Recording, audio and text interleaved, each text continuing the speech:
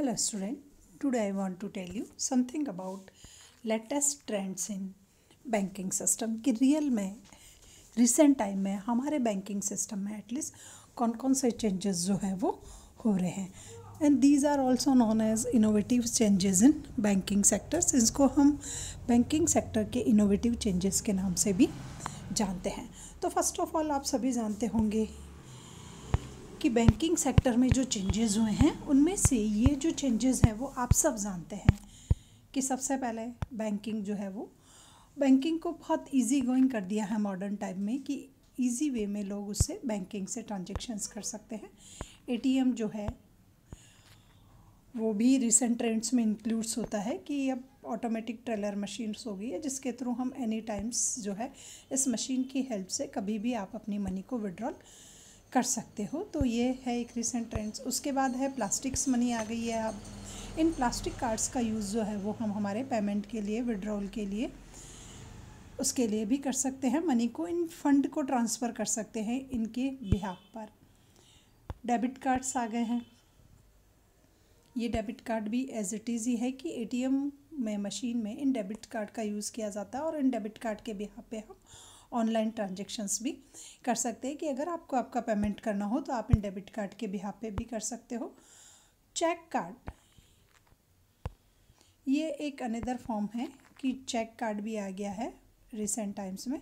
तो इस check card के बिहाफ पे भी आप अपने चेक के साथ जो है वो पेमेंट कर सकते हो। चार्जेस कार्ड से है जिनसे आप अपना कहीं भी पेमेंट जो है वो इजी गोइंग कर सकते हो। स्मार्ट कार्ड आ गया, उसके थ्रू हम फंड को हमारे किसी जो है आउटसाइडर्स का जो हमारा अकाउंट है उस अकाउंट में हम इस स्मार्ट कार्ड के बिहाफ पर फंड को जो है डिपॉजिट करा सकते हैं पैसे को कि मेरा कहीं भी अकाउंट हो उस कार्ड के बिहाफ पे मैं कहीं से भी पैसा जमा करा सकती हूँ। अब आते हैं हम यूनिवर्सल बैंकिंग कि रिसेंट टाइम में बैंकिंग इनसाइड द कंट्री ही नहीं, आप कहीं भी जाओ बैंक आपके साथ जा सकता है। देन यूनिवर्सल बैंकिंग हो गई कि आप किसी भी करेंसी को देख करके किसी भी करेंसी को चेंज करा सकते हो, किसी भी कंट्री की करेंसी को आप ले सकते हो। रिसेंट टाइम में इलेक्ट्रॉनिक्स बैंकिंग हो गया कि बैंकिंग करने के लिए कुछ हमें इलेक्ट्रॉनिक्स गैजेट्स को यूज़ करना पड़ता है और उन इलेक्ट्रॉनिक्स गैजेट के बिहाफ पे हम मिनट और सेकंड्स में हमारे बैंकिंग ट्रांजैक्शंस को फुलफिल कर सकते हैं। देन फर्स्ट है इसमें ग्लोबलाइजेशन ऑफ बैंकिंग की बैंकिंग सेक्टर का जो है वो ग्लोबलाइजेशन हो गया। रिसेंट टाइम में बैंकिंग इनसाइड द कंट्री ही नहीं outside all over the world आप कहीं भी उससे ट्रांजैक्शंस कर सकते हो। Globalisation has emerge as a prime mover in Indian banking sectors. तो it is the recent trends, ये प्राइम मूवर्स है ग्लोबलाइजेशन होना बैंकिंग सेक्टर्स का। This has come out as a result of the policy of liberalizations. After liberalization inside the country 1991 में जब हमने liberalization को follow किया तो liberalization के बिहाफ पर ही ये पॉइंट्स जो है वो क्रिएट हुआ है, ये रिसेंट ट्रेंड्स क्रिएट हुआ है। इसके बिहाफ पे इजी गोइंग ट्रांजेक्शन्स हो रहे हैं all over the world. Opening up banking and other sectors persuades after 1991। तो 1991 के बाद बैंकिंग सेक्टर्स का ग्लोबलाइजेशन हो गया है। आप अपने ट्रांजेक्शन्स अदर कंट्री की करेंसी के साथ भी कर सकते हो। Foreign banks that wish to set up their offices and branches inside the country, India में many types of foreign banks जो है वो अपनी ब्रांचेस को इस्टेब्लिश कर रहे हैं। अभी आप अगर देखो तो ईच एंड एवरी कंट्री का बैंक जो है वो आपको इंडियन इकोनॉमी में शो हो जाएगा। तो this is known as globalisation of banking कि वेरियस फॉरेन कंट्रीज़ के बैंक्स जो है वो इनसाइड द कंट्री अवेलेबल हैं and these banks are known as foreign bank और इंटरनेशनल बैंक्स। तो फॉरेन बैंक्स जो है उन्होंने अपने ऑफिसेज और ब्रांचेज इनसाइड द कंट्री जो है वो सेटअप कर रखे हैं। Have been granted licence by RBI, reserve bank of India ने उनको inside the country banking transactions करने के लिए लाइसेंस प्रोवाइड कर दिया है। RBI on the liberal and reciprocals basis, तो जो लिबरलाइजेशन हमने अडोप्ट किया था उस लिबरलाइजेशंस के ब्याह पर भी हमने फॉरेन कंट्रीज़ के बैंक्स को इनसाइड द जो है बैंकिंग ट्रांजेक्शन्स और बैंकिंग बिजनेस करने की परमिशंस आरबीआई के थ्रू दे दी है। Similarly Indians banks are also opening their offices and branches in एब्रोड्स।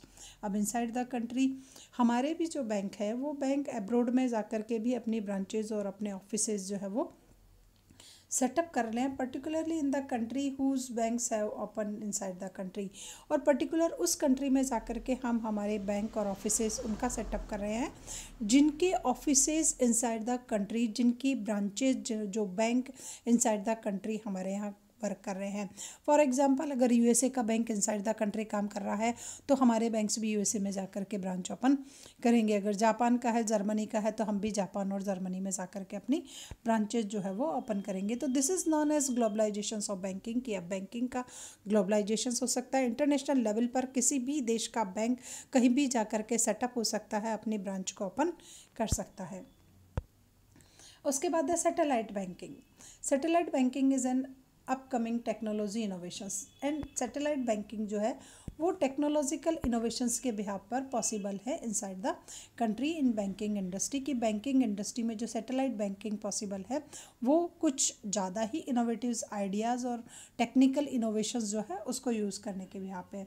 It is accepted to the help of solving the problem of week terrestrial communications, कि almost inside the country हमारे यहाँ जो problems आती है वो कम्युनिकेशन को लेकर के आती है कि वीक नेटवर्किंग होता है, वीक टेरेस्ट्रियल कम्युनिकेशंस होता है, links in many part of country. Almost बहुत से कंट्री के ऐसे पार्ट्स हैं जहाँ पर कम्युनिकेशन स्किल्स जो है वो प्रॉपर नहीं हो पाती है due to lack of networking के बिहाफ पर, कि हमारे यहाँ जो नेटवर्किंग होती है वो बहुत ही पुअर होती है।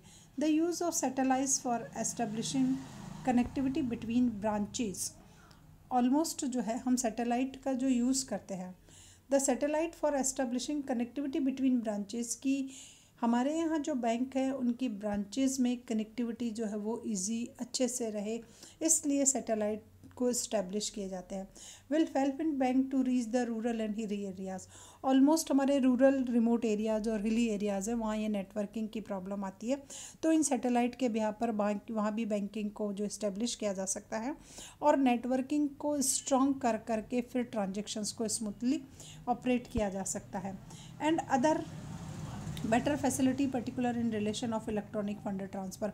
ऑलमोस्ट जब हम इलेक्ट्रॉनिक फंड ट्रांसफ़र करते हैं तो नेटवर्किंग अगर वीक हो गई तो ट्रांजेक्शन्स जो है वो बीच में ही रुक जाएगा, और ये प्रॉब्लम जो है वो रूरल एरिया में और हिली एरिया में ज़्यादा आती है। तो this is the another types of innovative ideas, innovations और technological updates by which in Indian economy और bank can use satellite banking. और इस सैटेलाइट बैंकिंग के बिहाफ पर हमारे यहाँ नेटवर्किंग को स्ट्रॉन्ग किया जा रहा है, क्योंकि इलेक्ट्रॉनिक फंड ट्रांसफ़र में ऑलमोस्ट नेटवर्किंग की प्रॉब्लम फेस करनी पड़ती है, तो इसके बिहाफ पर इसके इस्टेब्लिश होने के बाद नेटवर्किंग की प्रॉब्लम्स को सॉल्व किया जा सकता है रिमोट एरिया में, हिली एरिया में। इसका डायग्राम इस स्टाइल का बनाया गया है कि ये है PSN है, यहाँ पर ये आपका सैटेलाइट इस्टेब्लिश किया गया है और इस स्टाइल से इससे नेटवर्किंग जो है वो स्ट्रॉन्ग हो जाती है। उसके बाद है टेक्नोलॉजिकल डेवलपमेंट के इनसाइड द कंट्री। अगर बैंकिंग सेक्टर में हम रिसेंट ट्रेंड्स को देखें तो बहुत ज़्यादा टेक्नोलॉजिकल अपडेट्स हो रहे हैं। बैंक्स जो है रिसेंट टाइम में एक modern to modern and high to high techniques को अडोप्ट कर रहे हैं।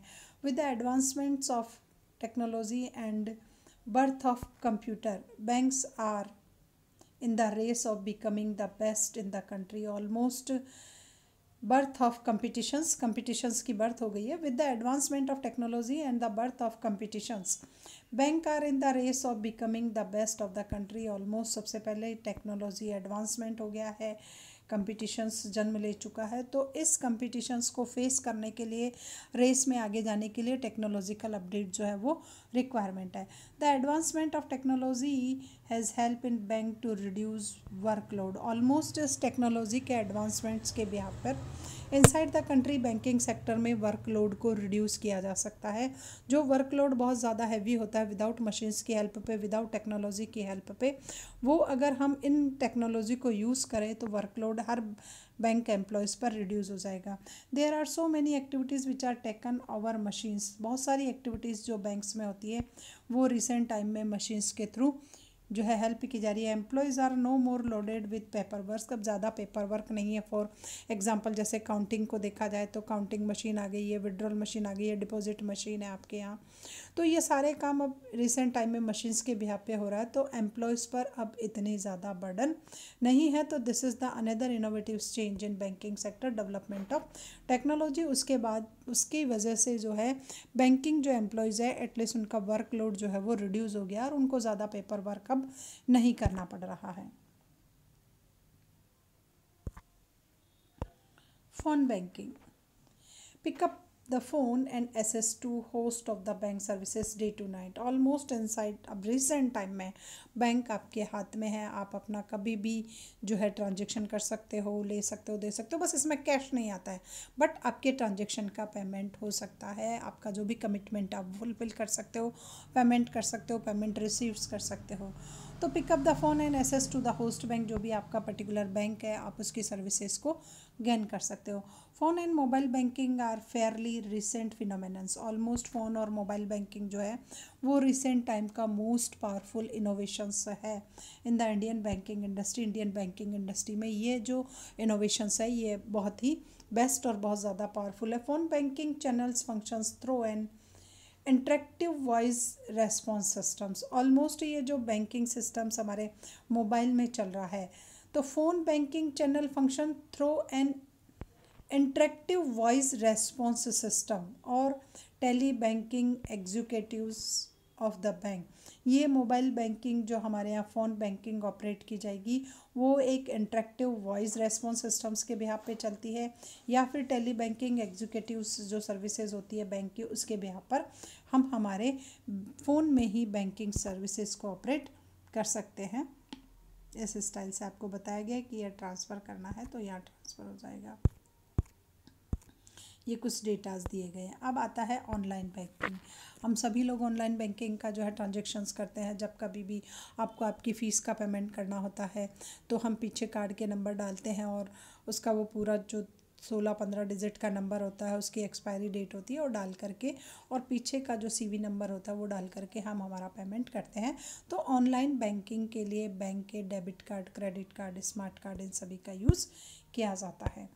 ऑनलाइन बैंकिंग और internet banking is a term use for the performing transactions. Almost online banking का जो हम यूज़ करते हैं वो हमारे ट्रांजेक्शन्स को परफॉर्म करने के लिए करते हैं, पेमेंट जो भी है हमारा ड्यूज़ को पेमेंट के लिए करते हैं over the internet through a bank, but it is done with the help of internet. इसमें इंटरनेट होना कंपलसरी होता है, उसी के बिहाफ पे होता है। Credit union on building societies secure websites, और इसकी जो कुछ सिक्योर वेबसाइट्स होती है एटलीस्ट वहीं जा कर के हम ऑनलाइन ट्रांजेक्शन्स कर सकते हैं।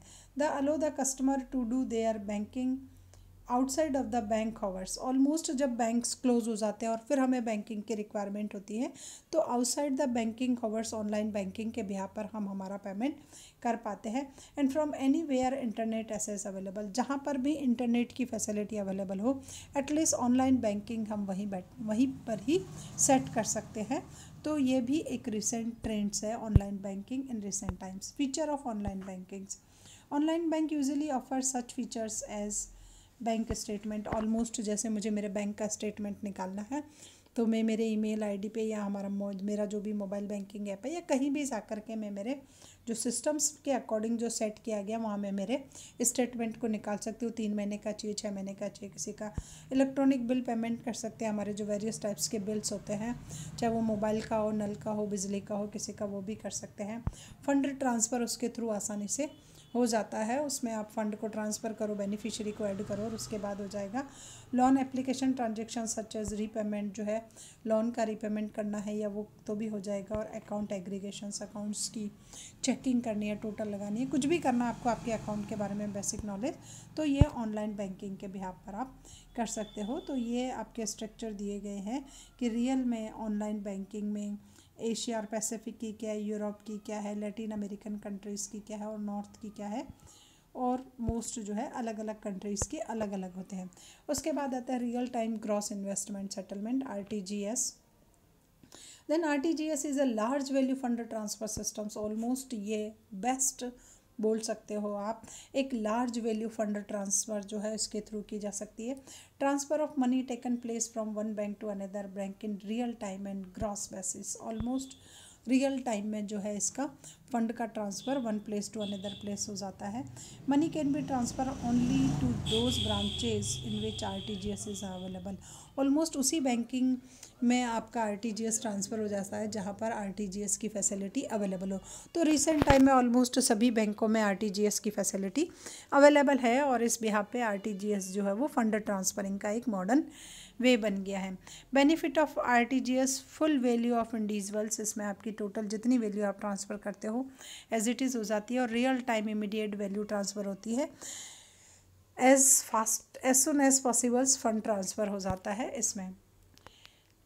उसके बाद है features of RTGS, no bundling up transactions, आपको ट्रांजेक्शन्स का बंडल करने की ज़रूरत नहीं है। No nettings and no deferral final settlements, इनकी आपके इसमें रिक्वायरमेंट नहीं होती और फंड का इजी ट्रांसफ़र RTGS के थ्रू हो जाता है। तो ये RTGS के सिस्टम्स को आपको एक्सप्लेन किया गया है। अब आता है bank assurance.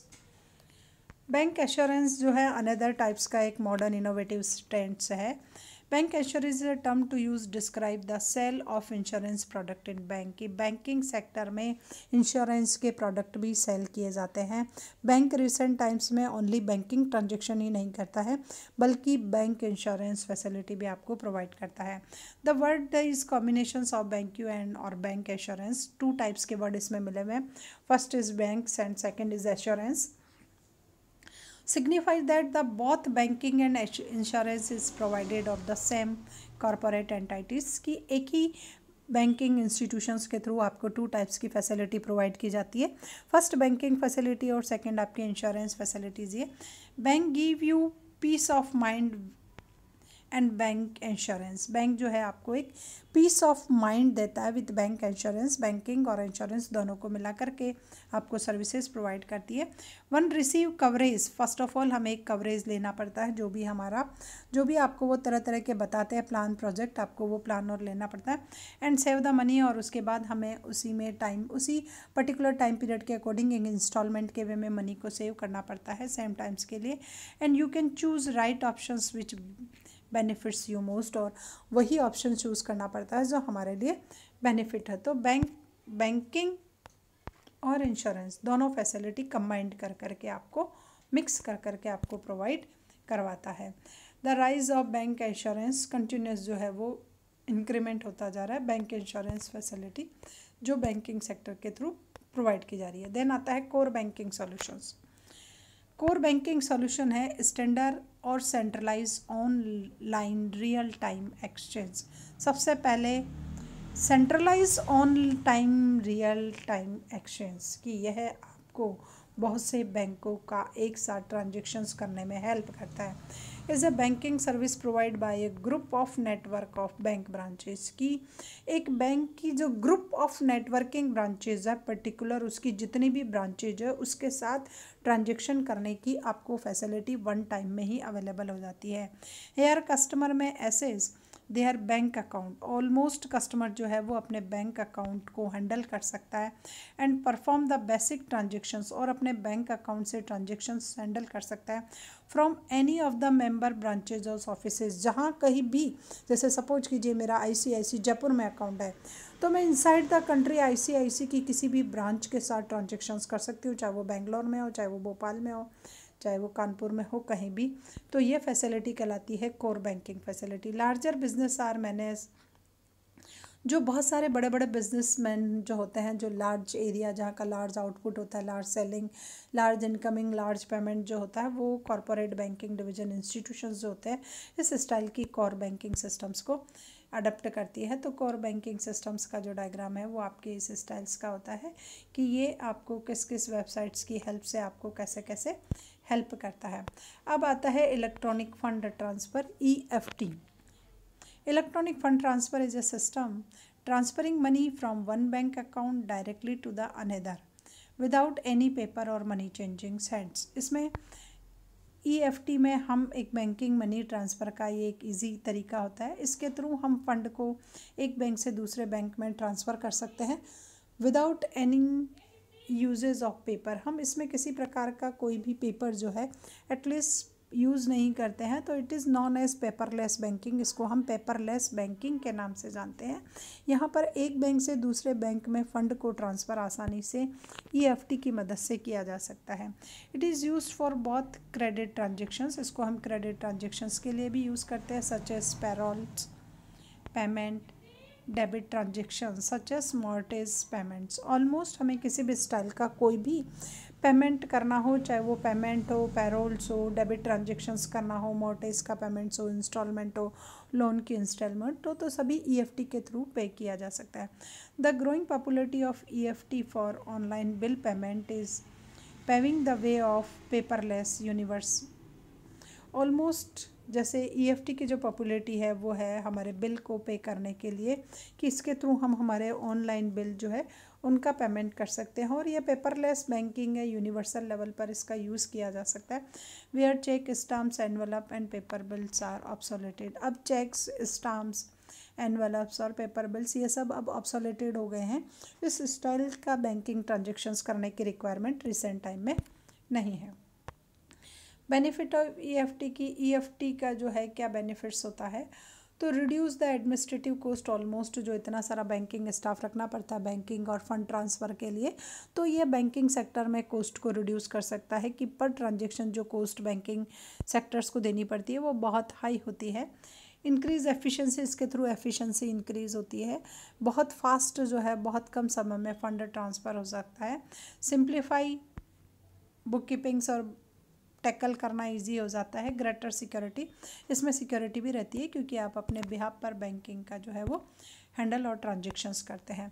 Electronic clearing system, ECS, electronic mode of fund transfer from one bank account to another bank account. इसकी हेल्प से हम एक बैंक से दूसरे बैंक में फ़ंड को ट्रांसफ़र करते हैं, then it is known as ECS। इसमें फ़ंड ट्रांसफ़र किया जा सकता है एक बैंक अकाउंट से दूसरे बैंक अकाउंट में। It can use by institutions for making payment such as distribution of dividend, interest, salary, pension amounts and other. Almost इसका जो यूज़ किया जाता है वो बड़े बड़े इंस्टीट्यूशंस के थ्रू किया जाता है, जहाँ ये इंस्टीट्यूशंस अपने स्टाफ, अपने एम्प्लॉयज़ को ऑलमोस्ट जो है सैलरी देती है, पेंशन देती है, अदर टाइप्स के देती है। बहुत बड़ी बड़ी कंपनियां हैं जो डिविडेंड और इंटरेस्ट डिस्ट्रीब्यूट कर रही है, तो डिविडेंड और इंटरेस्ट डिस्ट्रीब्यूशंस के लिए भी ECS इलेक्ट्रॉनिक क्लियरिंग सिस्टम्स जो है ऑलमोस्ट वो यूज़ किया जाता है। इट ऑल्सो भी यूज टू पे बिल्स और other charges such as telephone, electricity and water. Almost ECS का यूज़ जो है वो हम हमारे बिल के लिए, टेलीफोन के लिए, इलेक्ट्रिसिटी बिल, वाटर बिल, उसको भी पे करने के लिए इसका यूज़ किया जाता है। फॉर मेकिंग क्वेटेड मंथली इंस्टॉलमेंट, जहाँ कहीं हमें कुछ मंथली इंस्टॉलमेंट एक फ़िक्स अमाउंट अगर डिपॉजिट करानी है तो वहाँ भी ECS को यूज़ किया जाता है। फॉर एग्जांपल है कि पेमेंट ऑफ लोन्स, हमने जो लोन ले रखा है उसके इंस्टॉलमेंट पे करनी है, तो वो ECS के थ्रू जो है एक फ़िक्स्ड अमाउंट जो है वो वहाँ जमा हो जाती है। हमने कहीं से ले रखा सिस्टमेटिक इन्वेस्टमेंट प्लान, तो उसमें भी ES के यूज़ से हम जो है मनी जमा करा सकते हैं। It is use both credit and debit purpose. इसको हम क्रेडिट के लिए भी यूज़ कर सकते हैं और डेबिट के लिए भी यूज़ कर सकते हैं। आपको निकालना है तो भी आप ECS का यूज़ कर सकते हो, आपको डिपॉजिट कराना है तो भी आप ECS का यूज़ कर सकते हो। बट ऑलमोस्ट इसका यूज़ बड़ी बड़ी संस्थाओं द्वारा बहुत अधिक मात्रा में किया जाता है, जहाँ बहुत सारे एम्प्लॉयज़ होते हैं और उनकी सैलरी, पेंशन, ग्रेजुइटी, वेलफेयर स्कीम्स में ट्रांसफ़र, सब कुछ इसकी हेल्प से किया जा सकता है।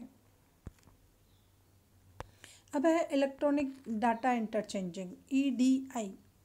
It facilitate computer to computer exchange of electronic documents. Almost ये वन कंप्यूटर से अनदर कंप्यूटर्स में कुछ फंड ट्रांसफ़र के लिए इसका यूज़ किया जाता है। तो it facilitate computer to computer exchange of electronics documents. Almost जो इनसाइड द डॉक्यूमेंट्स है उन डॉक्यूमेंट्स को ट्रांसफ़र किया जाता है, such as purchase order. Almost कि किसी फर्म का कोई परचेज ऑर्डर कितना तो उसको ट्रांसफ़र कर सकते हैं। एडवांस शिपमेंट्स नोटिस की शिपिंग में कहाँ क्या चल रहा है, विदाउट ह्यूमन इंटरफेयर और ह्यूमन, ऑलमोस्ट इसमें ह्यूमन का इंटरफेयर नहीं होता है। Readable paper of electronic documents. Almost जो है सारे इलेक्ट्रॉनिक्स डॉक्यूमेंट्स इजी गोइंग यहाँ से वहाँ ट्रांसफ़र हो सकते हैं। तो ये है कि ये बायर्स है, यहाँ पर आपने डॉक्यूमेंट्स लिया फैक्स और वापस आपके सप्लायर तक आ गया, जबकि आप पहले पोस्ट करते थे और फिर वो सप्लायर तक जाता था। तो यहाँ पर है, ये बायर है, यहाँ से आपने इस स्टाइल से इंटरचेंज किया और इस कंप्यूटर से इस कंप्यूटर में आ गया और सप्लायर ने इसको ओपन कर करके चेक भी कर लिया। उसके बाद है international banking. Indian banks have extend their activities beyond the national boundaries. Almost inside the country हमारे जो कुछ बैंक्स हैं उनकी नेटवर्किंग या उनका working area not only limited in inside the country but outside the country almost. तो उन्होंने national boundaries को क्रॉस कर लिया है और अपने बिजनेस को, बैंकिंग बिजनेस का एक्सटेंड कर लिया है। The extension may take place in the form of borrowing as well as lending. Almost यही नहीं कि एक्सटेंशन जो है, इन्होंने जो एक्सटेंशन किया है अपने बैंकिंग फंक्शंस का, ये केवल मात्र बोरोइंग के टर्म में ही नहीं है, borrowing as well as lending के टर्म में भी है कि उधार देने और उधार लेने दोनों एरिया में इनसाइड द कंट्री के जितने भी बैंक है वह cross the border easy going काम कर रहे हैं। It make place through the official और प्राइवेट और कॉमर्शियल चैनल। ऑलमोस्ट ये जो ट्रांजेक्शन्स या ये एक्टिविटीज़ इनके थ्रू जो की जाती है वो ऑफिशियल लेवल पे की जाती है, प्राइवेट लेवल पे भी की जाती है और कमर्शियल चैनल के थ्रू भी ये इंटरनेशनल बैंकिंग जो है वो इनके थ्रू की जाती है। In the process of internationalisations the document financial institutions participate in the foreign financial market. Almost इस प्रोसेस के थ्रू जो इंटरनेशनलाइजेशंस होता है तो डोमेस्टिक फाइनेंशियल इंस्टीट्यूशंस भी फॉरेन फाइनेंशियल मार्केट के साथ ट्रांजेक्शन्स कर सकती है, पार्टिसिपेट कर सकती है। इनसाइड द कंट्री जितनी भी फाइनेंशियल इंस्टीट्यूशंस हैं वो फॉरेन कंट्री के मार्केट में भी पार्टिसिपेट कर करके ट्रांजेक्शन्स कर सकती है। And the foreign institutions participate in the domestic market significant extent. और ऑलमोस्ट जो फॉरेन कंट्री की जो इंस्टीट्यूशंस है वो इंडियन मार्केट में पार्टिसिपेट कर सकती है और यहाँ आकर के बैंकिंग सिस्टम्स को ऑपरेट कर सकती है। तो इंटरनेशनल बैंकिंग के बिहाफ पर इनसाइड द कंट्री के बैंक्स आउटसाइड बैंकिंग एक्टिविटी कर सकते हैं और आउटसाइड के जो बैंक्स हैं वो इनसाइड द बैंकिंग एक्टिविटी को ऑपरेट कर सकते हैं। International lendings. This is another recent trends Indian banking systems. Syndicates loan. Almost जो बैंकिंग सेक्टर में लोन्स प्रोवाइड किए जाते हैं वो लोन सिंडिकेशंस की फॉर्म में प्रोवाइड किए जाते हैं कि डिफरेंट कंट्रीज़ के बैंक्स एक साथ मिल करके और फिर लोनिंग प्रोवाइड करने की कोशिश करते हैं। Large loan that are enable borrowers to obtain large amount of the fund and lenders can diversify their credit risk. Lead bank can earn fee and income and management services. Almost इस syndicated bank loans के according कुछ banks मिलकर के loans provide करते हैं। इसमें international भी हो सकते हैं, नेशनल भी हो सकते हैं। तो लार्ज लोन्स जो थे वो अब पॉसिबल हो गए हैं। लार्ज अमाउंट के जो लोन्स है वो इस रिसेंट ट्रेंड्स के बिहाफ पर अब पॉसिबल्स हो गए हैं। लार्ज अमाउंट के फंड्स जो है वो लेंडर्स को इजी गोइंग ट्रांसफ़र कर दिए जाते हैं, बट उसमें एक क्रेडिट रिस्क अवेलेबल रहती थी पहले, बट अब ये रिस्क सिंडिकेशंस के बिहाफ पर डिस्ट्रीब्यूट हो जाती है। लीड बैंक कैन अर्न फी। इसमें क्या होता है, लीड बैंक्स का मतलब होते हैं जो बैंक्स उस सिंडिकेशंस में इन्वॉल्व होते हैं, this is known as lead bank. तो लीड बैंक इसमें फ़ीस जो है वो अर्न करते हैं, जो भी सर्विसेज वो मैनेज कर करके प्रोवाइड करते हैं। तो इस सिंडिकेशंस में फ़ीस जो है वो लार्ज अमाउंट में पे करनी पड़ती है। Then letters of credit, another types of banking services है लेटर्स ऑफ क्रेडिट है। बहुत सारे लेटर्स होते हैं, उन लेटर्स ऑफ क्रेडिट के बिहाफ पर भी ऑल ओवर द वर्ल्ड आपको बैंकिंग ट्रांजेक्शन की फैसिलिटी अवेलेबल हो जाती है। Import letter of credit are issued by a bank in favour of a firm in most cases. Almost imports letters जो होते हैं वो क्रेडिट के लिए यूज़ किए जाते हैं। इम्पोर्टर्स के बैंक्स, जो भी इम्पोर्टर कंट्रीज़ का बैंक्स होता है वो ये लेटर ऑफ क्रेडिट यूज़ करता है। And exporter letter of credit is issued by foreign bank. Exporter के जो लेटर ऑफ क्रेडिट होते हैं ये फॉरेन कंट्री के बैंक के थ्रू इशू किए जाते हैं in a form of USA. Suppose कीजिए कि यह इंडिया का है और ये आउटसाइडर्स है, तो यहाँ पर इनसाइड द कंट्री इम्पोर्टर्स का बैंक्स भी कुछ ओपन कर सकता है और कभी कभी एक्सपोर्टर कंट्री का बैंक भी इसमें हेल्प कर सकता है। Then letter of credit, it is again a recent trends in banking systems. Letters of credit के बिहाफ पर इंटरनेशनल लेवल पर आप कहीं भी किसी भी बैंक के द्वारा कहीं भी जाकर के पेमेंट ले सकते हो और पेमेंट दे सकते हो। The letter of credit is a document from a bank. Almost ये लेटर ऑफ क्रेडिट का जो डॉक्यूमेंट्स होता है ये एक बैंक के थ्रू इशू किया जाता है और ऑलमोस्ट ये आपका नेटिव्स बैंक्स होता है जहाँ से आप अपनी जर्नी स्टार्ट कर रहे हो या आप अपना इंपोर्ट का बिजनेस स्टार्ट कर रहे हो, तो लेटर ऑफ क्रेडिट वहीं से स्टार्ट किया जाता है। इसमें circular note, circular credit, revocable, irrevocable, confirm, unconfirm, different types के लेटर ऑफ क्रेडिट जो है वो बैंकिंग इंस्टीट्यूशंस के थ्रू यूज़ किए जाते हैं। It say that it will पे the exporter when the conditions in the letter are meets। Almost इसमें लेटर ऑफ क्रेडिट में यह होता है कि एक्सपोर्टर को पेमेंट कर दिया जाएगा। एक्सपोर्टर को कब पेमेंट किया जाएगा? जब टोटल जो कंडीशंस फुलफिल हो जाती है। इट मीन्स एक्सपोर्टर जब सारी डॉक्यूमेंट्री क्रेडिट इम्पोर्टर्स के बैंक्स को या जो भी रिप्रेजेंटेटिव बैंक है उसको अगर प्रोवाइड करा देता है तभी इन लेटर ऑफ क्रेडिट का पेमेंट हो जाता है। It affected the banks credit is a substitutions for importers. Almost ये जो है एक बैंक्स क्रेडिट प्रोवाइड करता है and it is substitutions for the importer. ये इम्पोर्टर के लिए एक सब्सटीट्यूशंस है कि वो खुद पैसा नहीं दे रहा है तो उसकी जगह लेटर ऑफ क्रेडिट के बिहाफ पर अनदर कंट्री जो है वो पैसा प्रोवाइड कर देगी। The issuing bank pay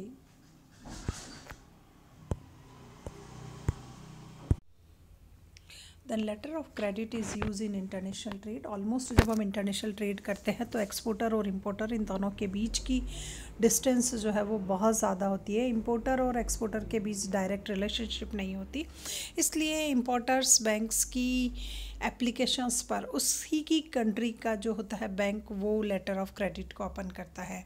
then the letter of credit is in a document from a bank.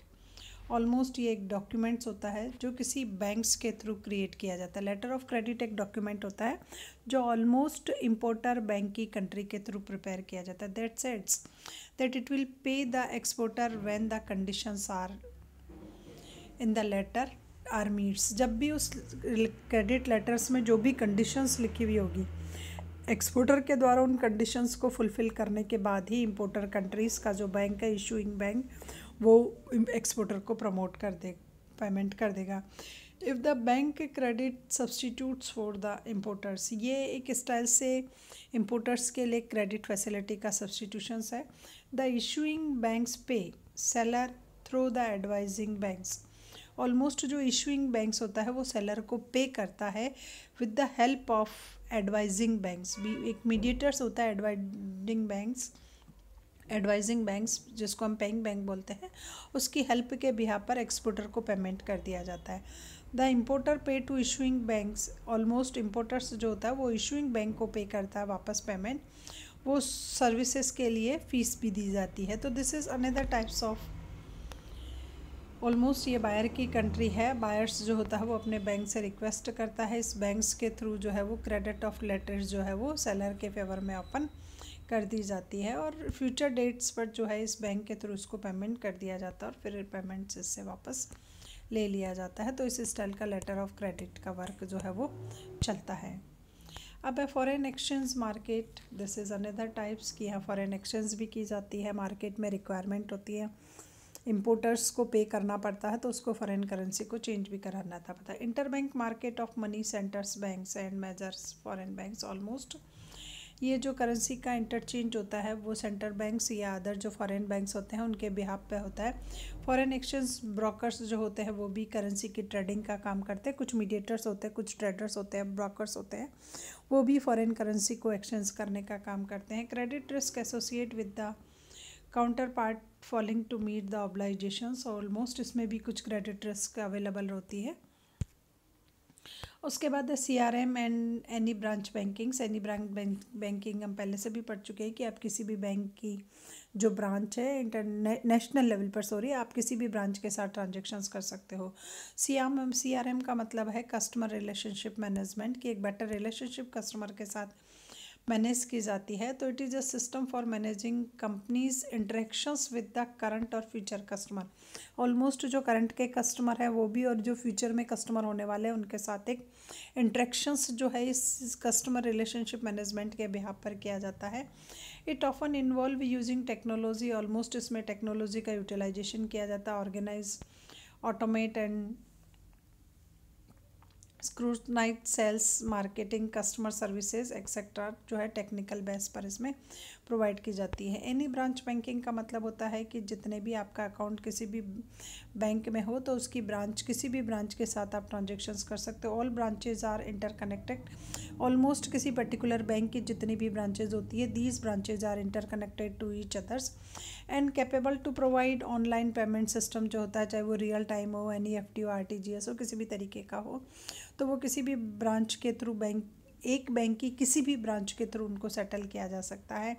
Customer can deposit और विड्रॉल फ्रीली, वो कहीं से भी डिपॉजिट कर करके किसी का भी पेमेंट कहीं से भी ले लेता है। रिस्क मैनेजमेंट, फाइनेंशियल सेक्टर्स में वेरियस टाइप्स की इकोनॉमीज को गेन करने के लिए रिस्क मैनेजमेंट को भी जो है ये भी एक इनोवेटिव ट्रेंड्स है कि रिस्क को मैनेज किया जाए। Changing factoring into the account world event such as ongoing banking crisis. Suppose कीजिए बैंकिंग सेक्टर में ग्लोबल लेवल पर क्राइसिस आ रहे हैं, तो क्राइसिस के भी पर बैंकिंग सेक्टर लॉस में जाए तो पहले से ही रिस्क का मैनेजमेंट करना चाहिए। Risk management in Indian banking is relatively newer practice, ये अभी न्यू प्रैक्टिस है, रिसेंट ट्रेंड्स है, but has already Sovan increase efficiency in governing these banks such as procedures trained to increase corporate governance and financial institutions। almost इस facility को adapt करने के बाद में जो है बैंकों की एफिशिएंसी जो है वो इंक्रीज़ हो गई है और जो भी प्रोसीजर्स बैंक्स की थी वो प्रोसीजर्स जो है वो इजी गोइंग हो गई है। Point sale of terminals, a type of electronic transactions of terminal है, ये एक टाइप्स का इलेक्ट्रॉनिक ट्रांजेक्शन्स टर्मिनल होता है। Point sale terminal typically include है कंप्यूटर्स के थ्रू, इसमें इसको इंक्लूड किया जाता है। एक कैश रजिस्टर के थ्रू हो सकता है। अदर इक्विपमेंट्स और सॉफ्टवेयर भी इसके अंतर्गत यूज़ किए जाते हैं। Sale of goods and services, banking sector की जितने भी जो भी कोई गुड्स और सर्विसेज होते हैं, बैंकिंग सेक्टर में गुड्स नहीं होता, ओनली सर्विसेज होती है, तो उन सर्विसेज को सेल करने के लिए भी यूज़ किया जाता है। They also transmit sales data and posted to the customers account. Almost वो कस्टमर का जो भी ट्रांजेक्शन्स होता है सेल्स डेटा का, वो लेकर के वो कस्टमर के अकाउंट में उसको पोस्ट कर दिया जाता है। It is an electronic payment system है ये, जिसके बिहाफ पर आपका जो भी कुछ आप जो परचेज करते हो उसका पेमेंट जो है वो आपके अकाउंट से विड्रॉल होकर के निकल जाता है। पेमेंट का वे डेबिट कार्ड, क्रेडिट कार्ड या अदर कोई भी वे हो सकता है जिसके बिहाफ पर आप पेमेंट कर सकते हो इस स्टाइल से। तो these are all innovative trends in Indian banking system. Please like and subscribe my channel more and more.